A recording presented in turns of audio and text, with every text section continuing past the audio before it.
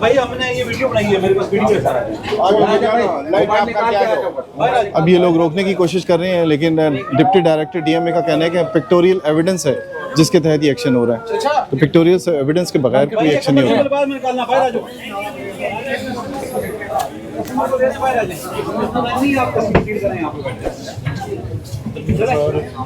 बाकी आप पीछे हो जाए, जल्दी बाहर आ जाइए।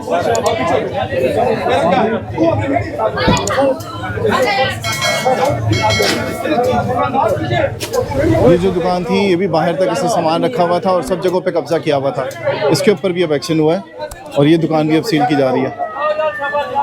अभी इतने बड़े पैमाने पर आपने कभी नहीं देखा होगा कि कराची कंपनी में ऑपरेशन हो रहा है और लोग हिरासत में लिए जा रहे हैं और दुकानें सील की जा रही हैं।